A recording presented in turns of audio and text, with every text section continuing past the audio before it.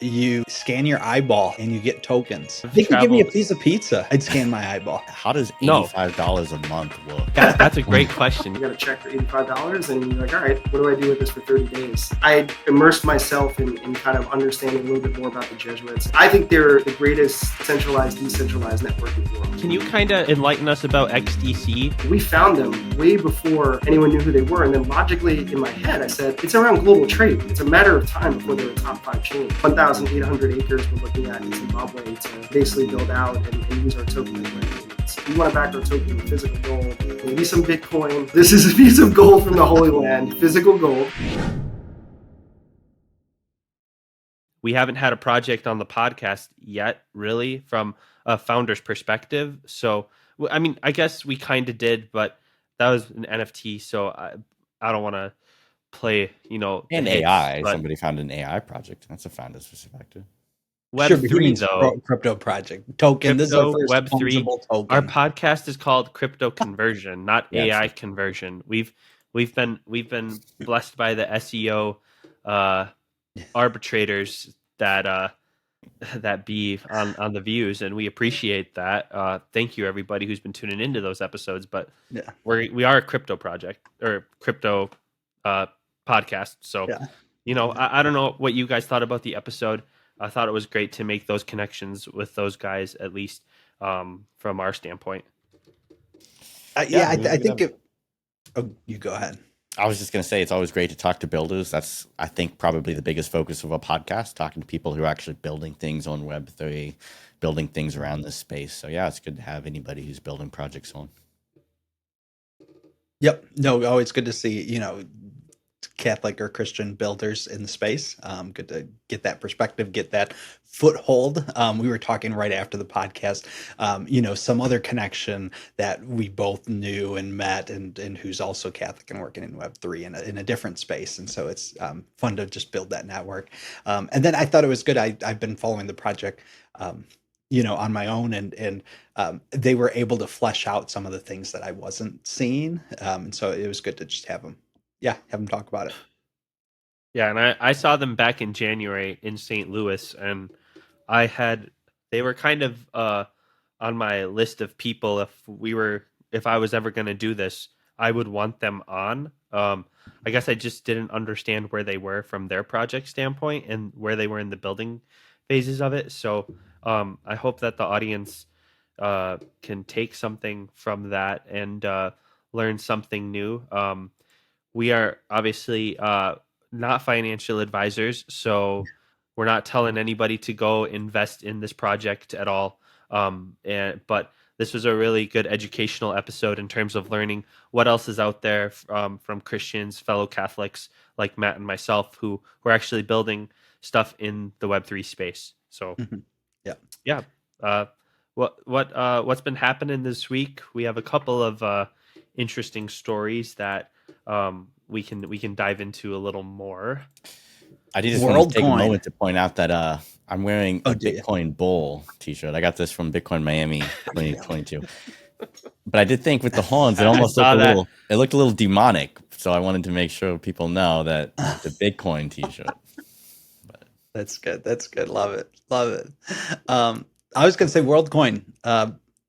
OpenAI Sam Altman, the CEO of OpenAI, has created this token. It's a token. It's not even on its own blockchain.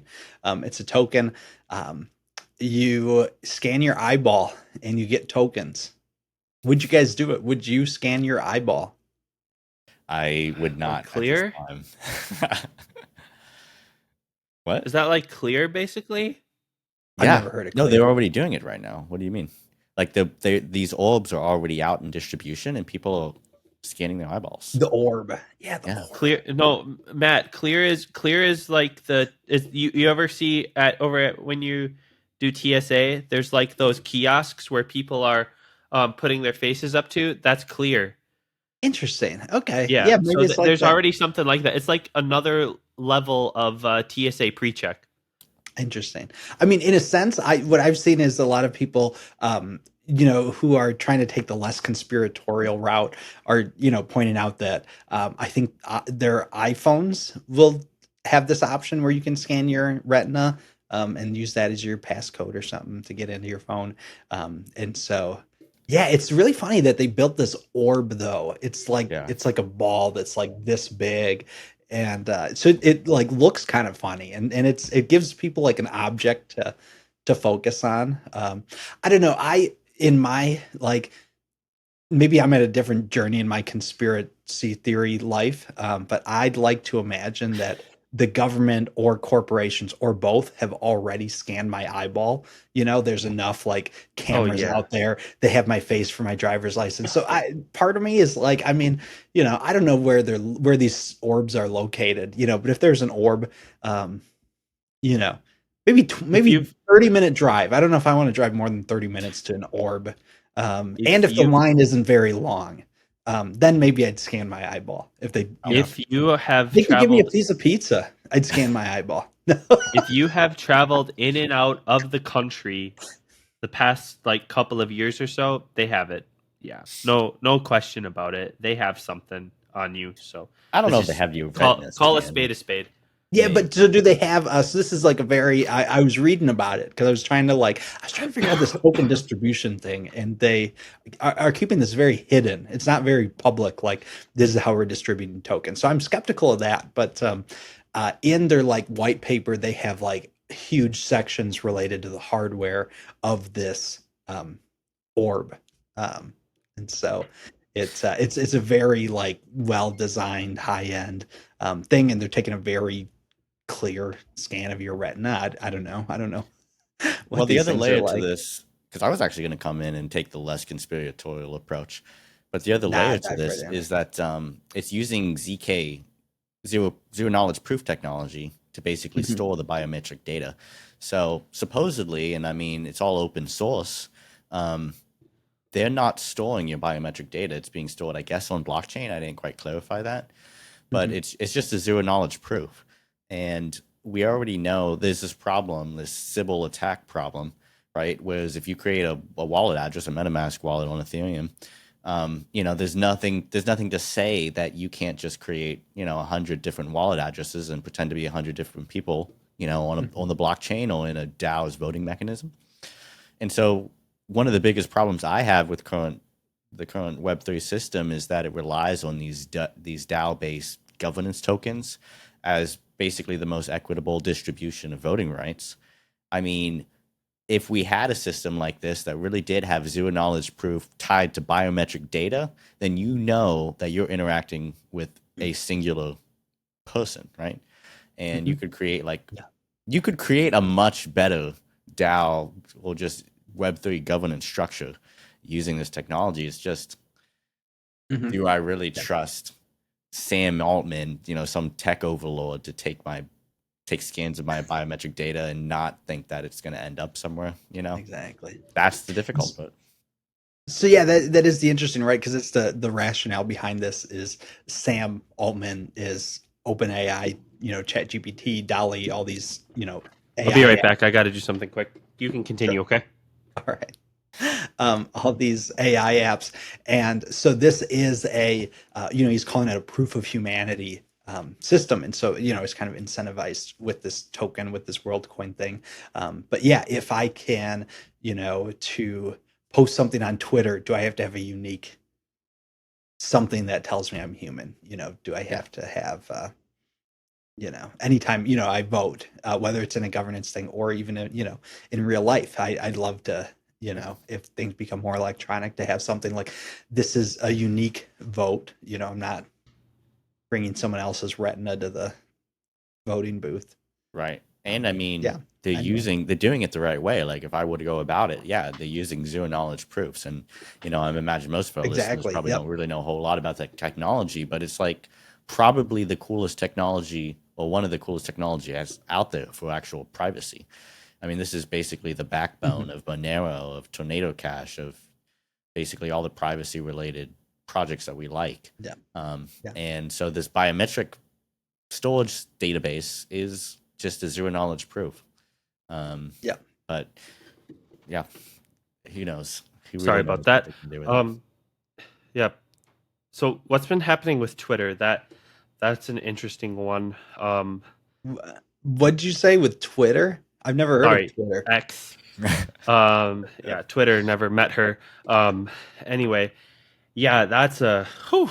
Uh, would you say that was that a subtle launch, or was that an abrupt change? I don't know. Elon just seems to do things and it just happens, and it asks questions. Just do, and he'll answer questions later. That feels like what it is, at least. We're it's Elon's world. We're just living in it at this point, I think. No, it was he definitely acts that way, right? Totally sudden. But what's interesting, just because we're just talking about Worldcoin, is it actually corresponded to the same day that the Worldcoin announcement happened. And I'm actually seeing crazy. It's not even just crazy, because it's basically a response. We already know that Elon Musk is in competition more or less with Sam Altman. He's one of the founders of OpenAI, but they split because I think Elon wanted to be the head tech and the CEO or whatever, and it ended up being Sam. So, but Elon, it looks like he wants Twitter to be the everything app. So eventually it's going to be the platform that supports global payments, that supports the social network, that supports, hypothetically, this proof of humanity, with your Twitter account. So I think there's more correlation there between both of these announcements than some people realize. I think the branding was abrupt, or it seemed like a quick change, but I'm pretty sure I've heard him reference X, the everything app, several times before, and so we didn't know whether Twitter would rebrand to X, or whether that would be the parent company, or what else.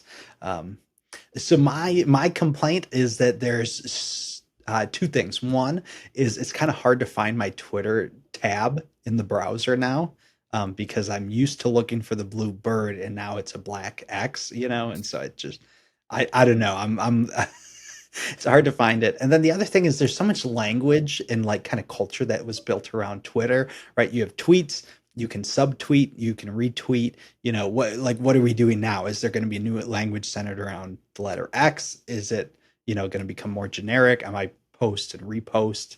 I don't know. Is X gonna, so, let's think about Elon here. Background with PayPal. Is he trying to build the kind of like a WeChat, essentially? I think a lot of people are saying that it seems like he's trying to. No, I think it sounds like he's trying to build a WeChat where like you have that, and it's your identity, and there's everything related to it, including payments, which is a question about whether or not he's gonna, a lot of Doge people think he's gonna incorporate Doge into it somehow. Bitcoin people would like Lightning Network into it, for the payment thing itself. But yeah. All of our news kind of corresponds today, but that was the other thing, is obviously the Bitcoin people are like, Elon, like, why aren't you using wait, what was this? Who did Jack respond to? It wasn't Elon, was it? No. Brian Armstrong from Coinbase. He tweeted something. I should pull it up. He tweeted something like, Coinbase is working on a global payment system. We want something that's instant, low fees, all that. And then Jack from Twitter, which no longer exists, died with him leaving, I guess. I don't know. But Jack replied and said something like, have you heard of the Lightning Network? And there's just a lot of back and forth. Is the Lightning Network, has it failed because nobody looks at it as a payment system? Is it able to support all this? Are people trying to reinvent something? I don't know. There's a lot of sides to it. I conflated the two because there's so much confusion with the news this week, but because there were a lot of Bitcoin people that were also like, because Elon's going to make Twitter a global payment system, and they think he's going to be using Doge. They would prefer it to be Bitcoin, obviously, but lots of correlation. Yeah, and then the Bitcoiners are obviously mad about WorldCoin. A lot of everything's connected this week. Weird stuff. Well, those were the two big things in the news this week. We're going to get into the episode. We were a little confined or we had some time restraints, so a little shorter episode this week than what we usually put out there. I know normally our episodes trend about an hour, but this week it'll be a little bit shorter. That's okay though. Not every episode has to be cookie cutter in the same way, shape, or form. We hope everybody enjoys the episode with Carl and Eddie from Crescite, and hope you all enjoy. And yeah, we'll pan to the episode. Joining us on the podcast today, we have Mr. Eddie Cullen and Mr. Carl Kilb from Crescite. They have made a faith-based token, and it's really rooted in Catholicism and initiatives that the Catholic Church pursues, and something that Matt and I are obviously very keen on, considering it's our Catholic faith. And we've been following the project from afar since we met you guys at the Catholic Crypto Conference last fall in November. So it's been kind of something we check the pulse on, considering that that's what we talk about on our podcast, is kind of that that intersects between Web3 technology and Christianity. So I just wanted to thank you guys for taking the time to come on, and wanted to give you guys an opportunity to introduce yourself, your backgrounds a little bit, and then we can kind of dive into what Crescite is and what some of the project initiatives are going to be in the foreseeable future. Sounds great. Thanks for having us. Awesome. So I guess, Carl, your background is quite interesting. So I'll let you kind of introduce yourself first, considering what you've done with your past in the finance space. Sure. Thanks, Brandon. I'll try to give you the broadcast news version. That's where it starts. I started as a broadcaster, born and raised in New York City, went to NYU, worked in the broadcast industry at a bunch of TV and radio stations, including the Financial News Network, CNBC, 1010 Wins Radio in New York City. Put myself through law school at night at Fordham, great Jesuit law school. Went to the evening program while I worked during the day as a broadcaster. And while I was there, I was expecting to go work at a traditional law firm, but I got exposed to a Bloomberg terminal while I was at CNBC in the newsroom. And at that point, the terminal was in its infancy, but always being super interested in technology and the future, I jumped on it. Cold called Mike Bloomberg, got a meeting with him, hit it off with him. Long story short, he hired me. I worked as a broadcaster in the morning, ultimately became the company's first lawyer in-house, became the general counsel, chief compliance officer, built out a global legal department, and had an awesome 22-year run there before I moved into some different entrepreneurial pursuits. But through it all, it's been a lifetime of technology and Catholic causes. And that's why it's such a thrill to be working with Eddie now on Crescite, to be able to combine the two and hopefully use tech to help the Catholic Church really further its missions. Yeah, true Renaissance man on Wall Street, rare breed, if I do say so. That's awesome. Just hearing your background, and Eddie, likewise. If you want to kind of give the cliff notes for people, I know you have quite a background with your time at Fordham too. Yeah, so I've been in Jesuit schools for mostly my whole life. You know, I've been working with the Catholic Church and technology for quite some time. So I haven't been able to escape the Jesuits. I went to St. Ignatius Elementary School, Xavier High School, Fordham University, currently Georgetown. So I have a good relationship with Georgetown, and also even looking at a master's now in Jesuit education in the global world at Boston College. So the two form of Jesuit schools, I try to keep and continue my education. And then on the other side of my life, there's been some good, interesting parts. You know, the Jesuit Volunteer Corps, where I spent 2 years in Phoenix, living on $85 a month, working and living with the poor, and then I'm teaching high school as well. And then spent probably the last 10 to 12 years with early stage tech companies. So 0 to 12 people, or 0 to 20, getting them from idea to concept to product. And then that's where I met Carl. Kind of, you know, there were major players in the New York City tech ecosystem starting to emerge, and Carl was one of them. I think I was still, you know, getting my startup wings behind me, so to speak, and we met and have known each other for quite some time. And you know, other fun facts: I played for the United States in rugby, so that's something that I did before. And then I also, you know, I've been involved in the public sector from time to time, but mostly early stage tech companies. And Carl and I came together, it seems like 25 years ago, but it was only 2 years ago that we came together to start Crescite, have the first token.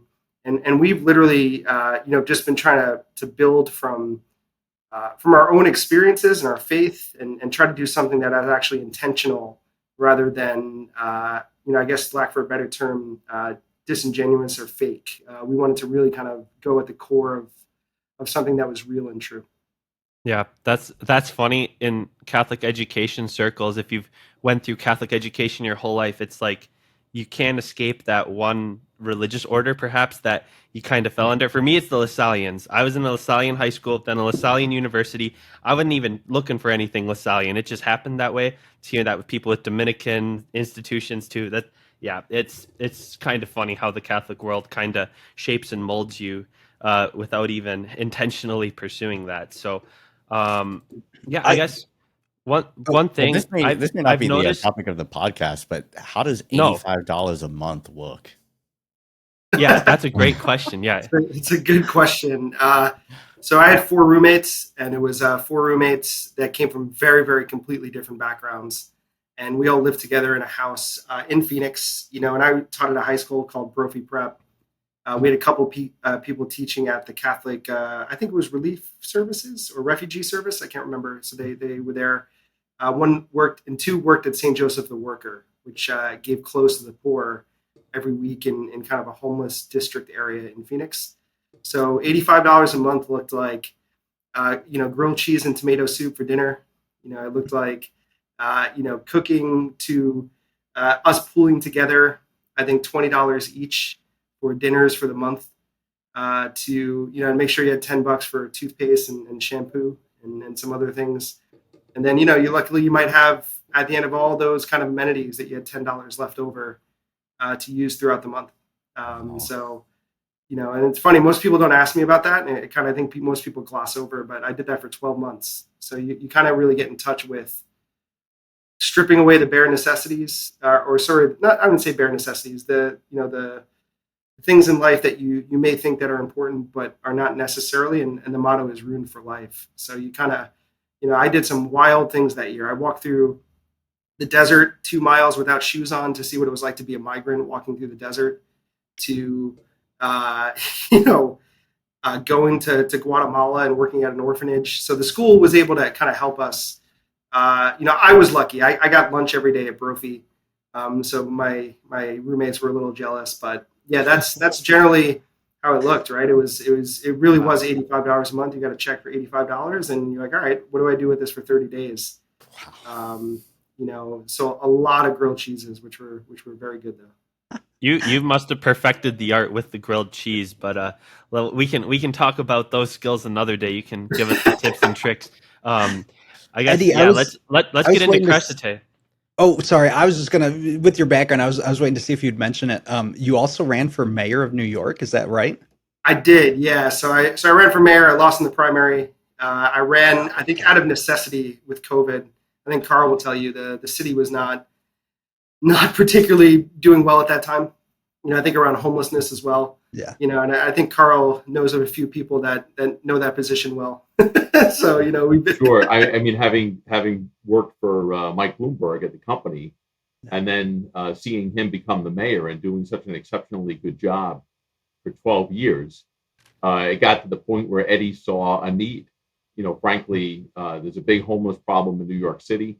And the introduction of tens of thousands, even hundreds of thousands of migrants has made it even more challenging over the past year or two. So, kind of in typical Eddie fashion, he saw a problem and wanted to solve it. That's awesome. Sorry, I just had to ask. Brandon, now take us. It's a great question, and I was actually going to open it up to you and Connor to kind of let's start digging into Crescite, some of our questions, and even some misconceptions that we might have based on what we see from our 30,000 foot view. You guys are ingrained in it, so you'll know a lot more about your project than we would. Yeah, no, absolutely. Excited to dive into the token, kind of tokenomics. We're built on XDC, which I am proud to say is now a top 50 market cap blockchain as of this week. They're the top gainer the last 2 or 3 weeks. So they were, I think, 100 blockchain. I think they were 100 market cap a couple weeks ago. They're now, I think they passed Algorand at 45, and now they're at about 50. So I fully expect them to be a top 5 chain in the coming years. And I think people have it's kind of flying under the radar, mostly because it's around global trade. How did you get? Can you kind of enlighten us about XDC? Why you guys chose XDC and what? I'm just curious where that connection is, because it's an L1 that I hadn't heard of until you told me about it, Eddie, in November.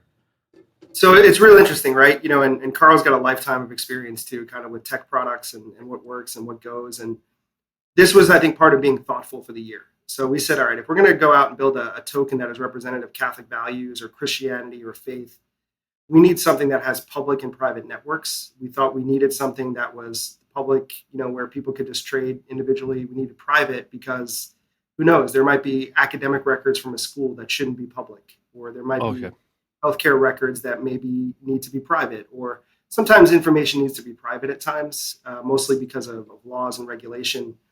And I luckily have a very good co-founder who knows a thing or two about regulation and compliance and all that good stuff. And we actually set out to say, okay, what do we need to build something in the first year? So we actually just wrote the white paper over the course of the full year. Then we said, okay, what tech provider do we need? And we took our time. We took 6 to 7 months to figure that out. We first actually went to R3 Corda to look at some institutional elements together of collaboration, realized that they were just kind of a closed private network and we needed something else. So then we just went down the rabbit hole. Carl and I actually found XDC ourselves based on research, based on and looking, and that's how we have our current CTO. His name is Frazad. He's actually works with Lab 577 BCB Group. Okay. He built the bridge for R3 Corda. And it was the token bridge to a public network. And that was what XinFin was originated as. It was called XinFin originally in 2019, and then XDC. And what we loved about it was the whole mission of the chain is for global trade. I don't think people realize how big global trade is. It's a $28 trillion market. It's exports, it's imports, and there was no transaction fees. It was a fork of JP Morgan Quorum, but also a fork of Ethereum. So you kind of get the best of all the worlds, and it matched all the criteria. Now, would our project would that chain be good for maybe a sports NFT project? Probably not. But for us, it fit the use case. We needed a public-private network, low transaction, good energy usage. We didn't want to, we wanted something that was versatile, and they were focused on trade. So it seemed like they wanted to fight some of the same battles we wanted to fight. And our thought process was, as Catholics, what if we send, food from the United States to Kenya, and we could eliminate some of those tariffs or some of those costs of cross-border settlement? So that's where it originated. And then Carl and I kind of built a relationship with Lab 577. The founders of XDC have invested into an investment fund that Carl and I oversee within Crescite. So there's a lot of elements to that relationship that has blossomed. But we found them way before anyone knew who they were. And then logically in my head, I said, it's around global trade. It's a matter of time before they're a top 5 chain.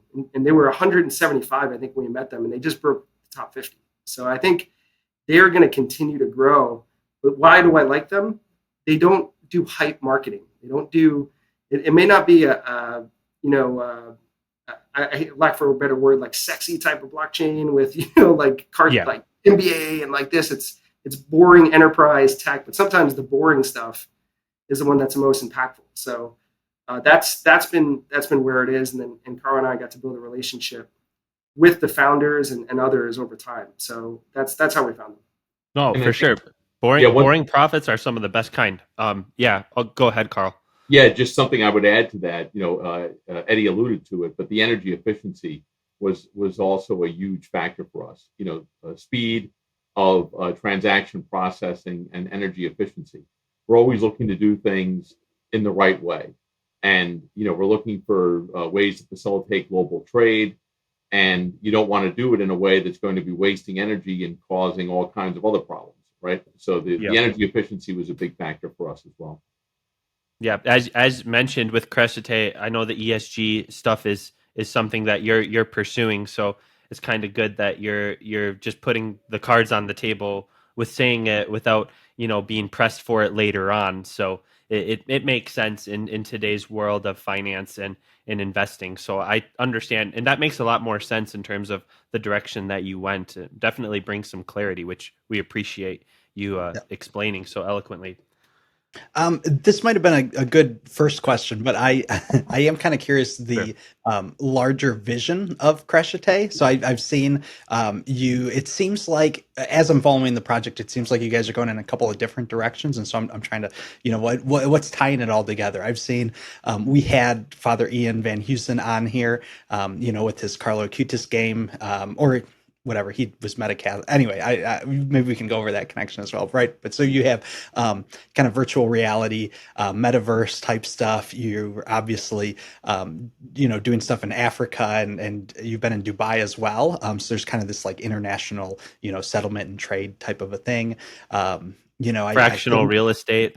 Yeah, fractional real estate. That's right. That was the other thing, right, in New York City. And so I'm curious, like, what's the tie? What's the big vision? What's holding it all together? Yeah, I would say, and I'll let Carl chime in too. When I think about, look, you're who you are from your past. I think the president is rooted in the past. So when I look at my life, I've been a part of Jesuit schools my whole life. What have the Jesuits done well? They've built communities all around the world, in different locations, and they've allowed the people within their community to focus on projects that matter to them. It's a cura personalis approach, right? So in the ethos of that, my career started in this tech where I actually met Carl, and I can't believe it's been 10 years ago. It's kind of crazy. I worked at a company called Grand Central Tech that's now called Company.co. It's founded by a couple of Jesuit school founders. I immersed myself in kind of understanding a little bit more about the Jesuits, and what they do really well is I think they're the greatest public-private centralized, decentralized network in the world, right? And what I mean by that is they have people in Spain, they have people in Australia, they have folks in Africa, they have folks at Georgetown, Boston College, and I'm sure even Carl has stories of himself and family members at different Jesuit schools, and how they're kind of everyone is kind of united by a common ethos, but each of them focus on different projects. So when we're building Crescite, I think the core of it is that we all kind of driven by the same mission, that we all buy a token and we're part of a membership community that gets to vote and build on projects. But we want to allow people to build their own projects within our community. And we want to support those people within those projects. So as an example, XDC Labs, it's a Crescite project, but the managing director is, his name's Mark Bush. Mark Bush is a professor at Georgetown University. He's an absolute expert on global trade. And he's an expert on tariffs. And as an example, he's got a great story of X-Men being shipped to another country, and then someone finding out that there's different tariff codes for non-human and human dolls. So they changed it from human dolls to non-human, and they were able to get a discount on their tariffs. But now he's focusing on global trade and supply there, right? And you can use our token to invest in that fund. Whereas you might look at another project that we're doing. It's called Fractional Africa. That's coming up in a little bit. We've actually matured from the fractional real estate in New York to doing rent-to-own tokenization in Zimbabwe, actually. I know that sounds wild, but the Jesuits have a presence in Zimbabwe. So you're going to use our token for rent payments. So the best way I could describe this, and Carl's great at this, at building community as well, is it's almost like the parts equal the whole, kind of, where everyone's going to work on their own project. They're going to have their own cura personalis, which is a Jesuit term, carry the same person, but the bonding effect is the token. So where does the token fit in the tech stack? Is it real-time settlement for cross-border transaction? Is it in-game currency for a video game that we're building? Is it XDC Labs, where you can use our token to invest in startups? So there's real utility across different projects. And I think that's why we took a different approach. We didn't go out and do the normal crypto approach. We didn't build a token, put it out on the internet, put it out on different exchanges, allow people to trade it, and then let people do arbitrage or trade or sell. We didn't take that route. We went the utility route. We went, how can we use this in practice? And that's why, and that's where we came up with the word Crescite. It means to grow, to increase. So yeah, we kind of give our community the opportunity to work on their own projects and kind of give them, and we're all kind of united by the same mission, which is, I think, just make the world a little bit better, faith impact development, work on projects that could have an impact on humanity and people, and I think that's where we come into play. So it's really more mission driven. And I would say we have one, tokenization API that we sell like Circle. It's more of, hey, we have a mission-based, I hate to use the word DAO because I think it's saturated, but it's a mission-based community there's 2.3 billion Christians worldwide. You get everyone on the same page, I think you can do some really cool stuff. So I don't know if you have any other comments, Carl, but that's kind of what I think. Yeah, if I could just add really quickly, I'll focus on, education and financial inclusion, and just like the Jesuit mission from the beginning has been education and build schools, that's certainly something we're looking to do at Crescite, building physical schools in places that need them, but also building interactive learning technology. I mean, young people today, I have 3 kids myself, all Jesuit educated. Kids today learn differently.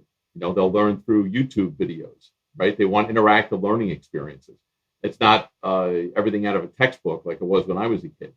So that's where something like an Akutis game comes in, interactive learning using video games, for example. Sure, there need to be physical buildings, and we're looking at those as well. And then you think about financial inclusion, where for most people does that start? And it kind of, it's like back to the American dream, owning your own residence. But for a lot of people, that's just simply not possible. They don't have the down payment. They don't have the ability to get a loan. They don't have collateral. So the tokenization of real estate, fragmented ownership, is something that can make that possible. So if you really focus on education and financial inclusion through at least being able to own some element of your residence, those are really big picture items that can be life-changing and offer generational changes for families. Very cool.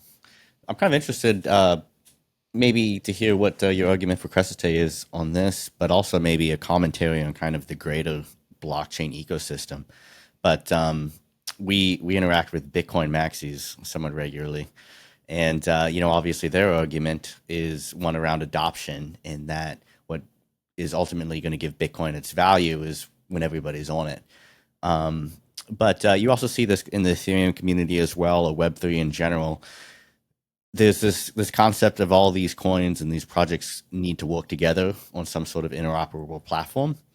And that through that, you're going to get kind of a synergy effect where everything now, because there's an equal exchange, and that, I can convert my token to this token if I need it, or back to this token, and so forth, that there's a lot of value in that effect. What do you kind of view Crescite fitting into that? Is it really just Catholic coin? Is it designed to be like its own exclusive ecosystem among Christians? Or do you think there's, and this is maybe even somewhat about the XDC blockchain itself, because I don't know if there's future plans for interoperability there. But just where do you see that going in general with Crescite? Yeah, I think interoperability is the right approach. I liken to what's going on now with blockchain comparable to 1995 with the internet, when you had a flash player and you had to download 25 different things to listen to a podcast or an NBA game or something. I think eventually we're all going to just kind of start working together. I think we probably, we're so used to having phones and the internet access every single day, but we forget what it was like in the 90s and then early 2000s, where we had to download so many different things and server clients and who knows to get there. So I do think eventually there's interoperability. I do think there's room for collaboration. Sometimes I like playing my Xbox, but sometimes I want to play my PS5, right? And I like sometimes, I look at it that way. Whereas look, in our game and some of the other projects that we have, we do use other chains. We have products where we use Celo, where we use Polygon, where we use other tokens that may just have better benefits. And I liken it to just, and I think that's why we got to remove the stigma of terminology, like the words of currency or, NFTs, and I like to think of it as NFTs as proof of concepts for smart contracts, or, you gotta look at, I think, the functionality of the tech. And I think that's where we've gone wrong. And I think in the future, and I even think that right now, interoperability is just the king, right? Do I think it will be one platform? I don't think so. I think it'll be multiple platforms working in unison to make things more efficient. So, for us, Yeah, we would love if a chain uses our token for real-time settlement of transactions. Maybe something's built on Celo or Hedera or Polygon, and they go, well, we'll use a Crescite token for real-time settlement to eliminate fees for sending goods to a country. Sure, right? Like, I don't think I don't see it as competitive. I see it as exciting, and I see it as awesome in terms of the way we're innovating to reinvent the financial system. I think it's super cool and probably the most exciting time in the history, in my eyes, the history of the world. And I'm biased because we're all living now, but I think that's where the exciting part is. You look at Deutsche Bank and Societe Generale getting crypto custody licenses, or you talk about EDX, coming out in the non-custodial wallet, right? Like there's all sorts of, or non-custodial trading. I mean, so there's all sorts of interoperable opportunities, and I don't think it weakens things. I think it makes it stronger. And I like, platforms like Polkadot, right? That kind of that layer zero where things can communicate. So, I don't think it's going to be a one token to replace them all type mentality. I think a lot of Bitcoin folks look at it that way, like, like Bitcoin, like that's it. I think it's everybody's going to prosper in different niches of the world. Like XDC is global trade, but I know they welcome collaborations with other chains. So it's cool. I think we're seeing these kind of communities. I think it's a testament to our generation as well. We like communities working together, and those communities can help solve problems, but those problems may need different solutions, right? Like you think of a car. A car nowadays is made up of parts from 100 different countries, mostly. So I think the same thing's going to happen with our financial products. You might have little pieces of blockchain maybe integrated into APIs that are in tech stacks. So I don't see the disadvantage of having people collaborate. I think interoperability is exciting and fun, and I love it. And I think people in the blockchain, I'm a big nerd, right? So I love when I see a new use case. I'm like, oh yeah, this is awesome. Like we could really use this. So yeah, I think it's the future. Absolutely. So do you fall in the camp of like kind of what Kevin O'Leary talks about, where crypto is more software than currency? Yeah, I actually would kind of fall myself there because I think it is software, right? At the end of the day, It is software. I think the currencies are just one part of a software that can have maximal impact in the world, right? And I think people also don't think of software and they think, Windows 95 or other tech. I think, no. I don't even know I think software he uses as a great mainstream term. I think it's just a technical innovation to structure code in a way that we haven't seen before. And I think it is at the end of the day software, and how people use it, I think is fantastic. So currency is one way to use it, but look at Ripple, right? Ripple, they can use theirs for real-time settlement of transactions, but at the end of the day, it is a software. But I think remember that software is made by human beings. And we made it, and I think human beings and how we use that software are going to be the chains and layers that have the most impact. Awesome.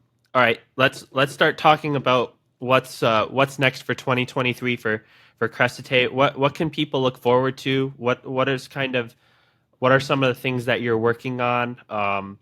What are just some of those things as we're it's crazy. We're already 7 months into 2023. So I guess just big picture, what do the next 5 months look like? Yeah, so I'll go first. I'll kind of share some stuff.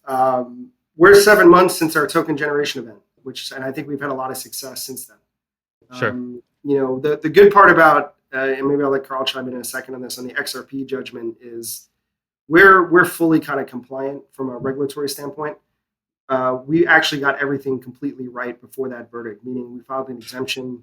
We did everything completely 100% compliant with that summary judgment, and we did it before it was ruled on. So I think that shows, everyone had to have intuition on this because no one knew the president was going to be set, and we hit it 100% on the head. We didn't miss anything. Like we did it from an institutional standpoint. It is now encouraged us to get listed on exchanges, but the next 7 months, August 2nd, so next Wednesday is our first centralized exchange listing. So we will be on Bitmart next Wednesday. We have plans for about 10 more throughout the next 6 months. We have adoption projects that we're going to grow, including but not limited to XDC Labs that we mentioned to you. It's a $2 million early stage accelerator fund Sure. based in Washington, D.C. We have the Acutus game that Carl adamantly mentioned, still very early in those days, but, a Catholic oriented game that you can mine for tokens in there. I hate to use the word mine because I know it has specific meaning, but you can go find those currency. We have the USA UAE Alliance. So a collection of 100 CEOs that we're inviting to a conference in Dubai with the XDC founders, November 14th to the 16th. We're opening up some of our partners are looking at a hedge fund being opened to be able to invest and hedge with the Crescite token and other tokens. So we have, and then Fractional Africa, which is the one I'm most excited about, just because the impact it can have on the poor is, 1,800 acres we're looking at in Zimbabwe to basically build out and use our token as rent payments. So we have the first 6 months were always going to be about adoption. The next 6 months were always going to be about exchanges and liquidity and fine tuning our tokenomics and getting the community to scale. So you can, if in terms of investment, you could say that we're kind of past our seed round. Sure. We're entering Series A territory. Okay. And I think, Carl, there are probably some other projects too that you'd like to mention as well. Yeah, and maybe I'll just focus on a few events. I mean, we caught up with you guys at the Catholic Crypto Conference last November because we do think it's so important to have a conversation and to have people of faith understand technology and use that technology in beneficial ways. So we're sponsoring a lot of events, not just with Catholics and Christians, but with people that are interested in education and interested in creating a regulatory framework that makes sense. So we do a lot, for example, with the New York State Bar Association. Mm-hmm. We sponsored an event last spring that we now found out won an award for continuing legal education. And we're actually doing a second event in New York City on October 16th and 17th with the New York State Bar Association, other bar associations, New York University. It'll be hosted at NYU. And the point of these events is to bring, best of breed expertise together globally to kind of have a think tank, a collective brainstorming, if you will, and figure out, okay, what is the regulatory framework right now? What should it be? How do we evolve it to everyone's benefit? And that's something I have a lot of experience in. It's hard to believe now it's 30 years ago, but 30 years ago, people were trading largely through floor brokers screaming at each other on the floor of exchanges, right? Back in the 90s, we pioneered the idea that there could be electronic trading. You could have a digital order. You could actually reach numerous potential counterparties electronically.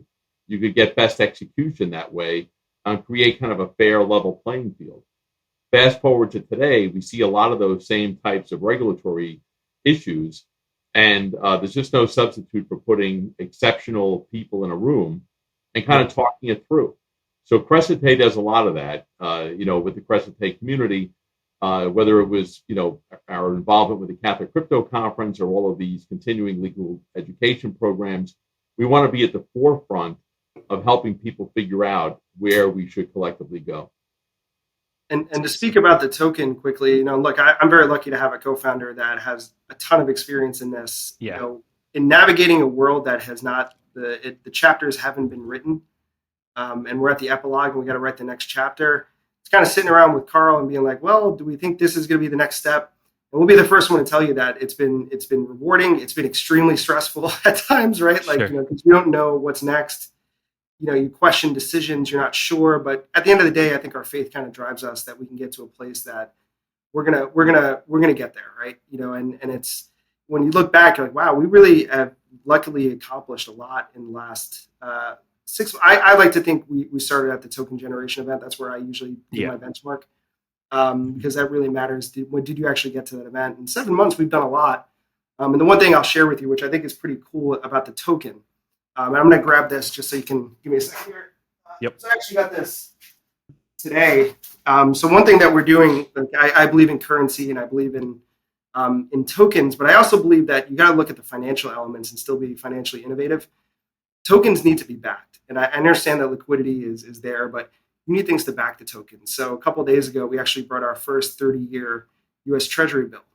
to help back the token. And this right here, which I think you guys will crack up, and Carl, I'll show you this for the first time. So this is a piece of gold from the Holy Land. So this is a piece of gold from the Holy Land, physical gold. And we're looking now at ways to back our token in a way that gives investor confidence, gives confidence to our community that, hey, when we come to vote as a DAO, which I believe you guys are token holders as well, and we want to bring more people in, is when we get to a vote at the end of October and we say, hey, look, we want to back our token with physical gold, U.S. Treasury bills, maybe some Bitcoin, right? Like, so there's an element of portfolio that we want to back our token. And I think that's to your point, Connor. It's like, can we work with other chains? Yes, I want to use some of those tokens, even back our own, even with physical assets. We've even looked at, the one thing I didn't mention was staking, which I think is important. I wanted to bring that up. We do have our staking platform to be released at the end of August.